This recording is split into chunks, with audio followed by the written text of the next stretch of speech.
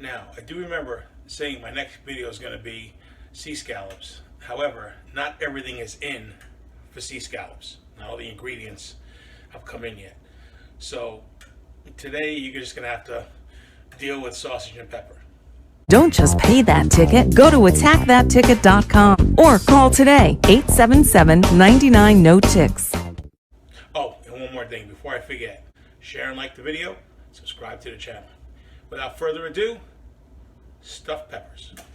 And I'm back with another part of my culinary council series.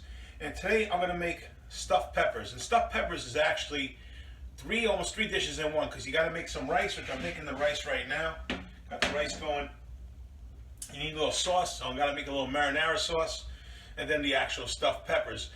And I don't really know, I think I may have done a marinara sauce one. It's a very simple sauce to make, so this could be like a refresher. The way I make my marinara sauce, all us Italians do it a little differently, okay? But I make it very simple and very rustic, okay? Just a little olive oil, garlic, and tomatoes. Now, you can use canned tomatoes. If you're going to use canned tomatoes, I say always use San Marzano, they're the best. But the tomatoes, I always use fresh tomatoes. What these tomatoes are is, these are tomatoes from my garden. And what I do every spring is I plant vegetables in my garden, and I always have too many tomatoes. And what I do is, it's always cropped starting like mid to late August. So what I do is, I just take them and I freeze them. I don't process them, I don't take the skin off them. I just freeze them as is, and they freeze up real nice. And then you just take out the ones you need. You don't really got to take the skin off or anything, because to freeze, you freeze them and you thaw them, it breaks the skin down as it is. And all we do is we take the tomatoes, we'll put them in the olive oil with the garlic, and it'll break it down and make it into a liquid. And that's it. Garlic, oil, tomatoes, salt and pepper. That's my marinara sauce. So we'll be back soon. Okay, so the marinara sauce is done, and like I said, garlic, oil, salt and pepper, and I also always throw a bay leaf in there. I love the flavor and the smell of bay leaves. It took me, I started their frozen tomatoes, I threw them in a microwave, got them started on defrosting. And the whole sauce took me 15 minutes to make, and also I left it out a little bit of a tomato paste. And it took me 15 minutes to make, and they've had a larger volume. It would have took me 20 minutes. It's no time to make your own sauce rather than get them from the store. And here you can just take a quick look at it. I mean, it looks great, So now, I'm ready to start browning the meat. I got my rice. I got my olive oil heated up in a skillet. And the first step is, what we do is we take onions, and we start to saute the onions in the olive oil. Now this recipe, which I'll have down in the description below, it's to make 6. I'm going to make 2, so I have to basically cut this recipe down by a third, down by 2/3. So we have to brown the onions. After they get browned, a few minutes sauteed, we throw some garlic in.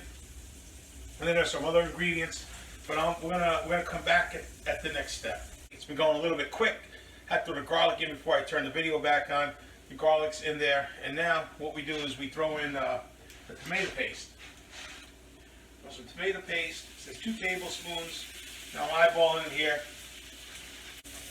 So you cook that for about a minute with the tomato paste, the garlic, and the onions.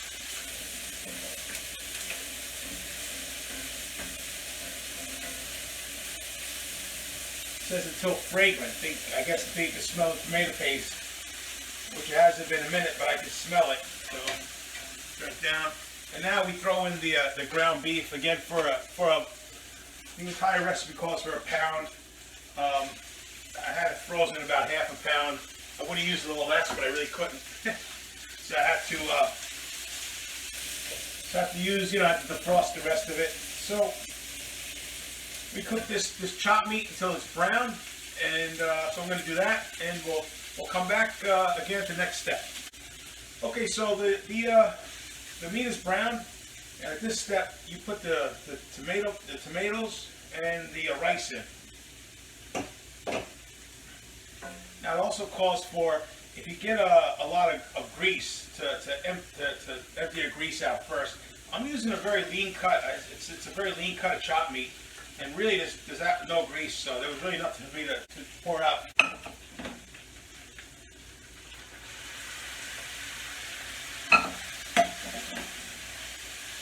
I also added my salt and pepper, and anyone who watches my channel knows I like a little spice, a little red hot pepper flakes. So I put the red hot pepper flakes in as well. So at this point, what you do is mix it in, and you know, for the tomatoes, it's a bit liquidy. So what you do is you let it simmer for a few minutes, just to get some of that, get some of the liquid out. Although this actually isn't very liquidy at all, but I'm going to let it go, let it simmer for a couple minutes. What you do is it has to bake at 100 degrees for 45 minutes. 35 minutes covered, and 10 minutes uncovered.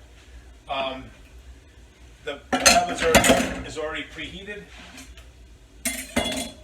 And you know, it kind of seems like a lot of work, but it's really not. You know, if you start early enough in the day, you want to eat, and you start it early, and just make a little time for it. It beats the heck out of just eating junk food. So, you know, you can cover with tin foil or something like that. I'm gonna cook it in this little Dutch oven. I've already cleaned the peppers. Basically, just slice it open and take the seeds out of it. Also, one of the steps is to lightly coat the peppers in olive oil, so it gets that good, like, crunchy type. You know, it bakes. It gets a little crust on the outside of it. I've already done that.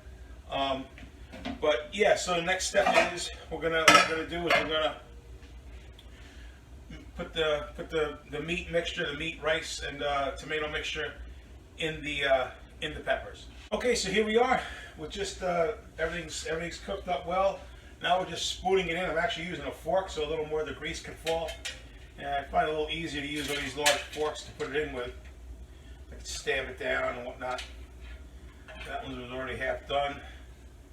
And we spoon it in. And then what we do is we top it with the recipe called for Monterey Jack cheese. I'm using cheddar cheese.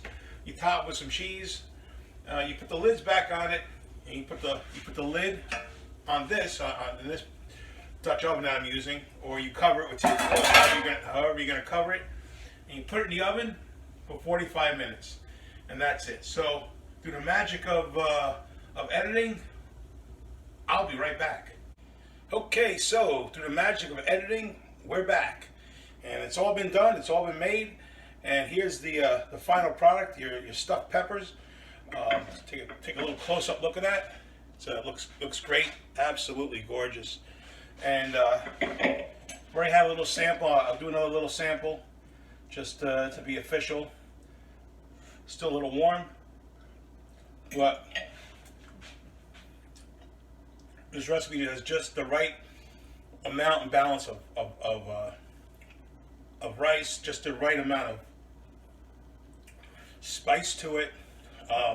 It's a really good recipe. The pepper cut came out just tremendous. I mean, it's just absolutely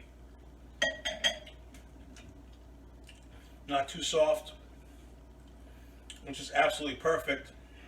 I mean, it's going to be a good night. Okay, so I made a nice garden salad. I got my stuffed eggplant. I got some for lunch tomorrow. I'm not going to eat all that, so I'll have half of that probably, and have another one, and I'll have another round of this for lunch tomorrow. So I got some left over, and I'm pairing it with my favorite beer, one of my favorite beers, Genesee Cream Ale. It's a beer of a brewery in central New York. It's the oldest brewery in New York State, probably one of the oldest breweries in the country, and it gets its water from the same place it's been getting its water from to make the beer since the 1800s, the Genesee River in central New York. So if you've never had a Genesee, it's kind of hard to get outside of New York, and it's kind of hard to get where I live in New York. You got to kind of look for it. If you ever have a chance to get it, they used to say Genesee on it, now it just says Cream Ale. This is it, the Genesee Cream Ale. Absolutely tremendous beer. So thanks for watching, and as always, Have a great time. Hope you enjoy my videos. Have a great time cooking, and don't eat cheap food. Eat good food. Cheers.